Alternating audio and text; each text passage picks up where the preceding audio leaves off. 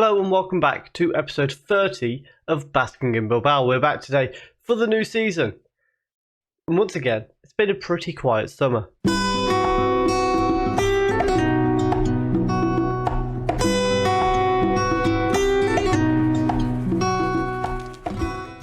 Well, of course it's been a quiet summer because we're playing as Athletic Bilbao. We're not allowed to sign people unless they are from the Basque region. Outgoing, however, we did sell Unai Nunes for £7.5 million to Udinese, and we sent a lot of people out on loan, and even more people out on loan. Incoming, we have Dani Rodriguez, who's come in from Barcelona. He's now gone out on loan. 475,000, quite a bit of potential going into the future. So, as you'd expect, one for the future. The same goes for Emmanuel Bautista, a left back. I know, we've already got a left back called Emmanuel. It's going to get very confusing going forward. However, we had Yuri who left. So therefore, we've kind of got Aspilicueta that can play there, but doesn't really. I prefer him at right back. So we've got the two Emmanuels as options at left back. And then we also have looked to promote from within a little bit. So we have, where are you? Fernando Alonso has come in. That hadn't even occurred to me. Yes, we've got the F1 driver coming in on the left-hand side as an option for rotation out there. At the moment, that's kind of all we've bought through. However, we are keeping an eye constantly on youth development. We've got Penelva, who's a young goalkeeper, but Padilla's a bit better than him. However, you've got quite a lot of people who are on the verge. Joachim Bilbao, he's got to become part of the first team in the future. I think at the moment he's not quite ready. However, what a name. He's got to be part of this. We're going to send him out to Baskonia, like C team, just to get some experience. We might do that with a couple of these guys. And then nothing at the Bilbao Athletic, but then down here you've got quite a few players with good potential. I think, yeah, we're probably going to have to go through these, send some of them out to Baskonia and our second Bilbao team. Out of interest, where do they play at the moment? They're in like the third tier, I think that is. Might be the fourth tier.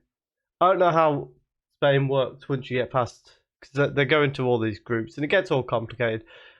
But nevertheless, league-wise, we are expected, I should say, to qualify for the Europa League according to our board. The media have us finishing in fourth at 20-1. So we're not likely to challenge for the title, but they reckon we've got enough about to get top four. I would agree with that. I think hopefully we can put in a little bit of a title challenge just because we seem to be quite good at stringing results together. Almeria got promoted and they're predicted 12th. Fair play to them. Lugano are predicted last. Out of interest, last year they finished 16th. Okay. Anyway, bit off topic. We are currently on the opening day. Elche were the first team to play. They picked up a 1-0 win against Mallorca, therefore they're currently top of the league. And we are going to be starting our season against Sevilla, which is a pretty tough game, I would say.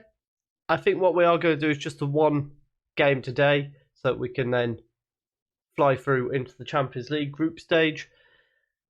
Obviously, the Champions League so far for us not been massively fruitful. If we have a little look here, we finished fourth, finished third, and then got to the first knockout round where we went out. On that trajectory, though, we're 3 years away from winning it? That's not how it works. La Liga-wise, we've been strong since I came in. Second, third, fourth. Which, while does look like we're moving down the league in one respect, that first season was kind of insane. And since then, I mean, the draws last year really affected us. But I think there's signs of the season where we are looking very good. We just need to improve that a little bit. Just realised we finished second and third in our second and third seasons, ironically. And we had almost the exact same result. We just scored 2 more and conceded 2 less in the third season compared to the second. That's quite weird. And then last year, for the first time, we lost less than 7 games. So you can see the signs of consistency there. We just need to string a little bit more of it towards that win column. And then we could be in a very good position.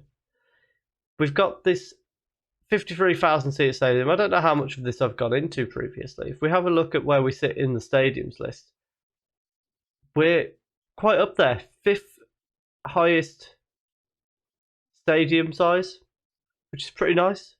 10,000 above Sevilla behind us.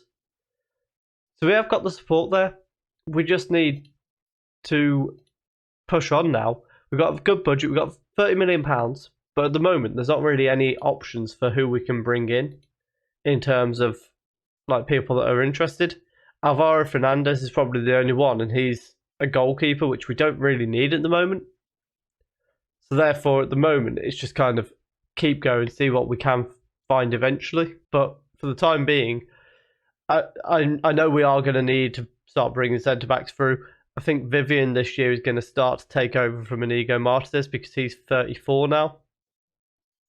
And then that way we can start that transition and get Ure and Vivian, and then possibly Bilbao can come into the team when he's ready. Maybe we'll look at bringing back Laporte down the line as well. But let's get into the game against Sevilla.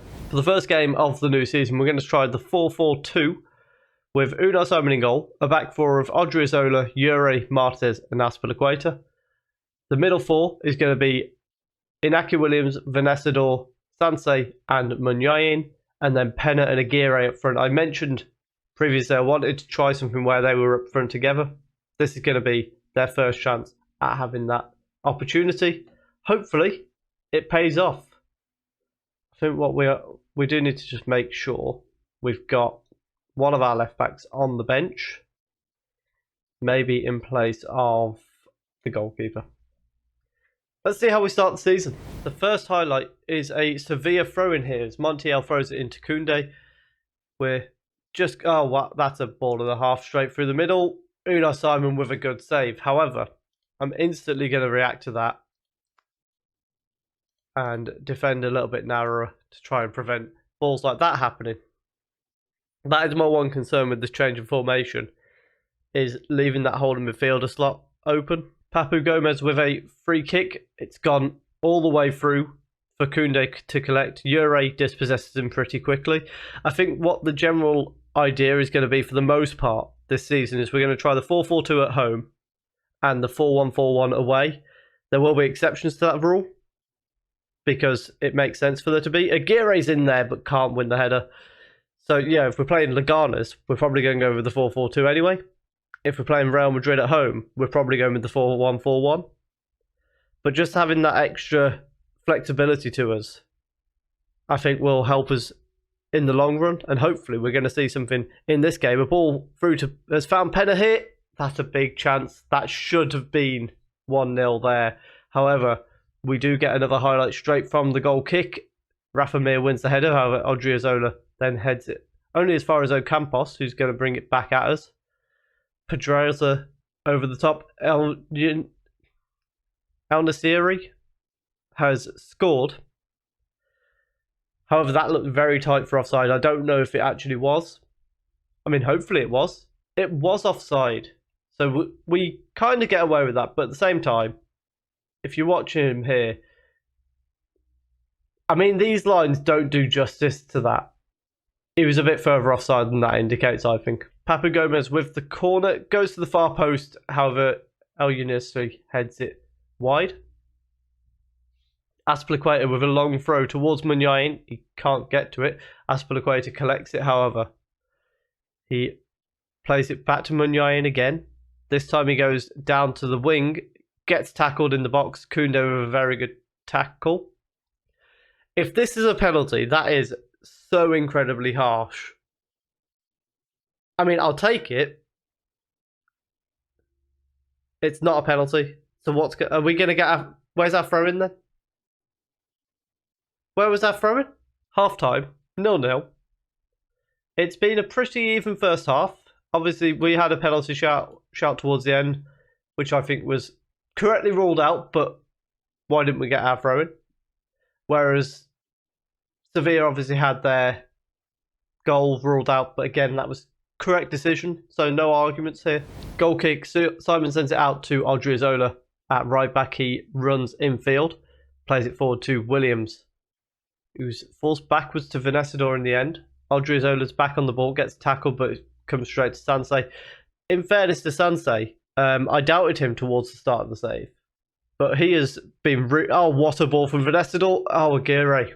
As I was saying, I've been doubting Sansei when we started the save. However, last season in particular, I've noticed how good he's been. He might well have been a lot better than I was giving credit for before that. But last season was a phenomenal year for him. A great ball through here, finds Inaki Williams.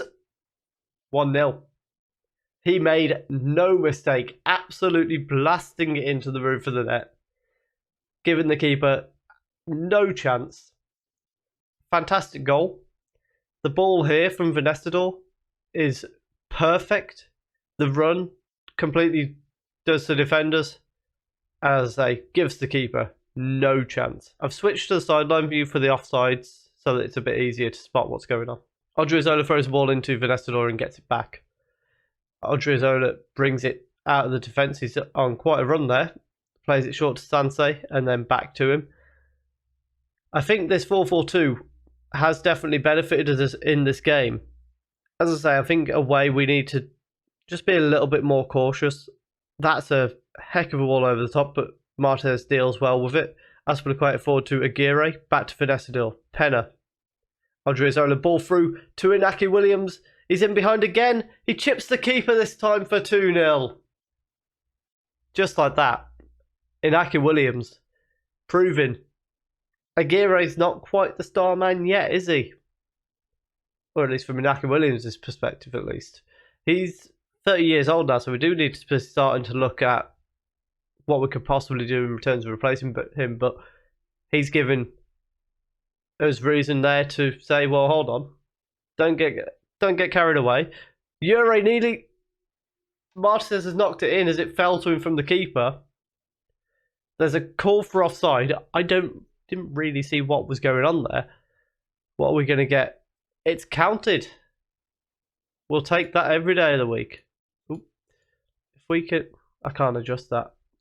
A little bit of luck with the bounce, but 3-0. We're going to bring Azpilicueta off for Imanol, and Albonga Menol can come on for Sansei in the middle. Gomez with a free kick. It's headed away by Penna. Venecidor collects it as he breaks away. Ball through towards Aguirre with a chance for 4-0. There's an offside shout before we get too carried away. It's been disallowed this time. And what this does allow us is just a moment to... Okay, it's not giving us the sideline view there. Alright then. Our final change, just a couple minutes to go. We'll bring Vivian on to end the game. Well, we opened the season with a very good 3-0 win against Sevilla, a team that's caused us quite a bit of trouble in the past. Not on this occasion, however. So a fantastic way to start the season. Puts us second in the table, obviously very early on, with Madrid and Getafe also picking up 3-0 wins and Barcelona picking up a 5-0 win. Real Madrid still got to play. They play Osasuna. We will be back in the Champions League group stage, probably for the second or third game. It depends where the enticing draws are. We'll have to have a look at that. But if you have enjoyed that, please do leave a like down below. Let me know what you think we can do this season. Can we win a third consecutive Copa del Rey? We've got a good chance, I think. Subscribe if you are enjoying the content, and thank you very much for watching.